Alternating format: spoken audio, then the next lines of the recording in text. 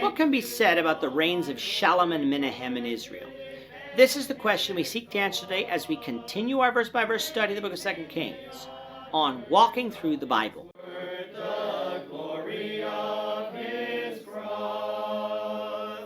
Today we're going to be discussing 2 Kings chapter 15, verses 13 to 22. But before we do that, let's read the passage.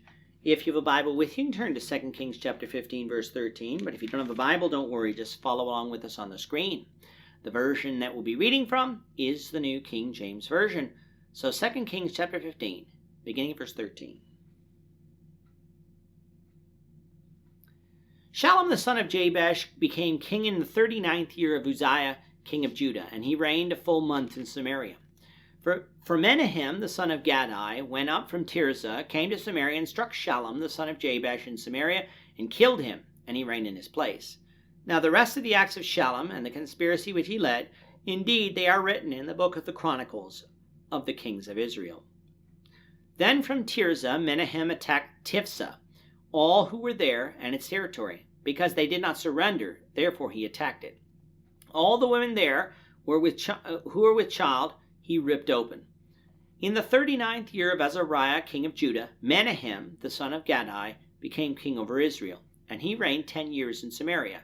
And he did evil in the sight of the Lord. He did not depart all his days from the sins of Jeroboam, the son of Nebat, who made Israel sin.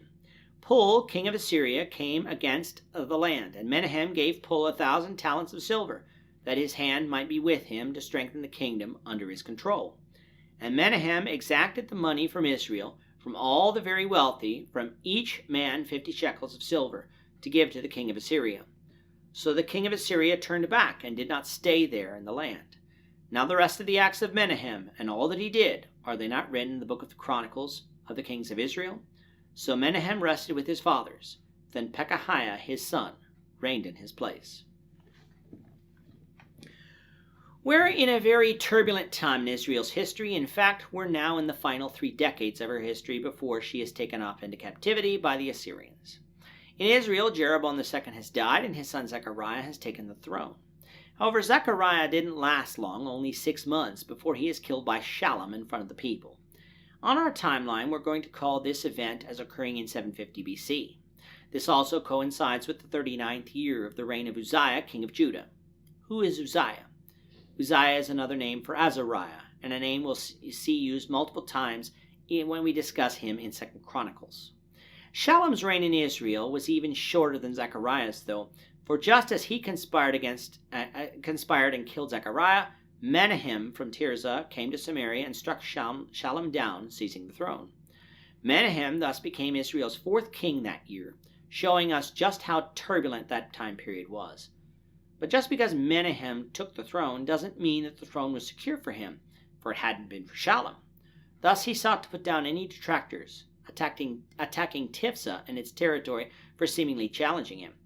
Now where Tifsah is, we're not entirely sure, but that name is only ever mentioned once in relation to a city on the Euphrates River, making it an unlikely candidate for Menahem's attack here.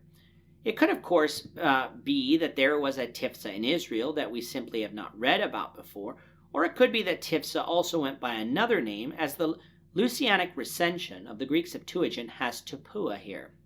Tapua would certainly fit the description, as it occurs within the borders of Ephraim, not too far from Samaria. However, since we cannot know for sure, we shouldn't be dogmatic one way or another.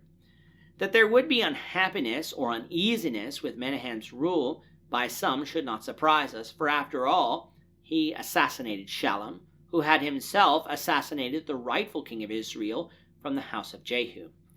Having such political instability has not been the norm in Israel for almost a century by that point, and whenever Israel was unstable politically, bad things usually happened, which we know is exactly what will eventually happen. Menahem is ruthless in the attack of this city, for he even killed the women who were with child, something particularly barbaric.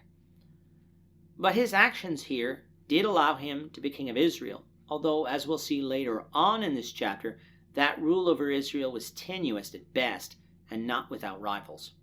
Verse 17 says that Menahem came to power in the 39th year of Azariah, king of Judah, which of course makes sense, for Shallum only reigned for 1 month.